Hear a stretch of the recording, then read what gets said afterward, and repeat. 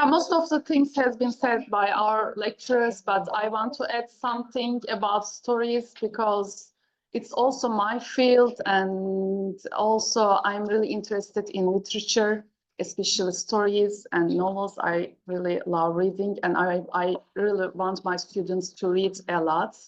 And I think we have a lot responsibility when it comes to our students' reading habits.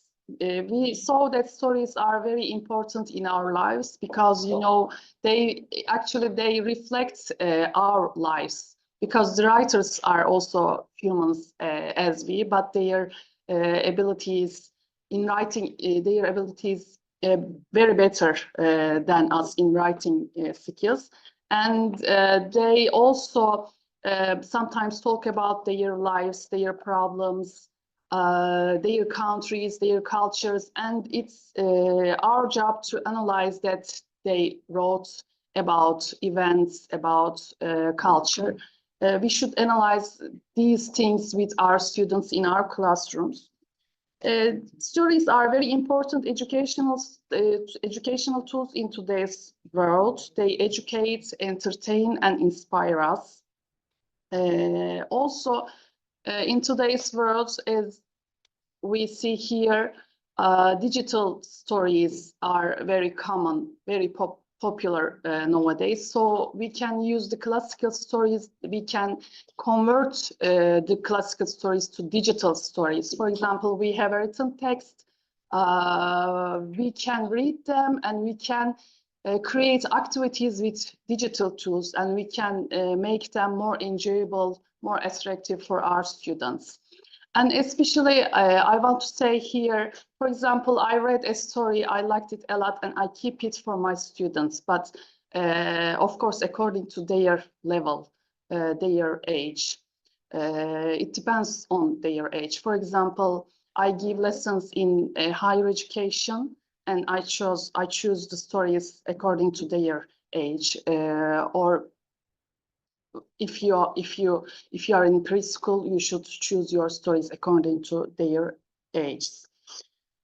And in my lessons, I use stories like this. First, I read. If I like it, I recommend to my students. And before the lesson, I say them, please read the story and try to find something about writer, about culture, about the writing style of the writer, about characters, as we saw in the other days here. And when I am in the classroom, we analyze everything. It's not just about reading the text and, okay, what's the main idea? It's not just about that. We should look at, I think, every sentence. Every sentence is precious because the writers are very clever people. They give messages in their all sentences to us. So we should ask our students every sentence, or what do you think about this sentence, or what did you like in this story, and what did this story change in your life? How did it affect your life? Something like that. We really should analyze the stories and novels, not just reading and passing it. And also, as I said, we can convert the classical stories to digital stories. We can now we have a lot of choices for that, because we have internet, we have technology, or you can buy something that attracts their attention for the lessons. For example, a classical novel sometimes can be boring for students, but you can find graphic novel for it. And there are also benefits of stories. One of them is cultural and emotional connection. Stories help bridge cultural gaps and evoke emotional responses, fostering empathy and understanding. Culture is very important in the stories because the writer really gives us his culture, actually. You learn new cultures from stories. You search where the writer is from, and compare with your culture. In here, it's important to choose different countries, writers, and stories with your students, so you can learn new cultures, new cities. For example, I'm reading a novel. The writer writes France's cities, and I'm looking what that city involves. What is the city about when I read? And also you can show your students how they can research. The writer is talking about, for example, a cultural thing, a special thing about his country. In novels, there are a lot of figures about the culture, so we can learn new things.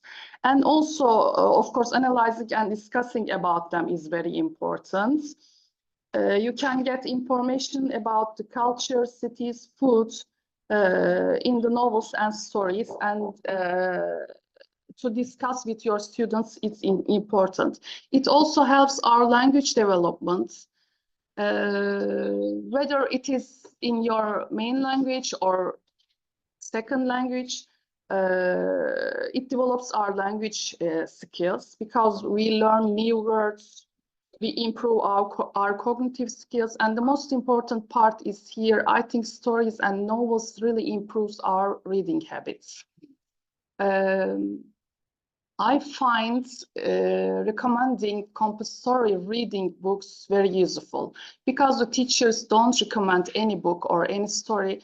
Students generally don't read anything, but if you recommend them a good story, they like it reading, and maybe some of them gaining reading habits. For example, I was like that, one of them. It started like that, so I really recommend to teachers to recommend their students good novels, good stories, and also analyze them in their lessons. That's all for the storytelling and stories.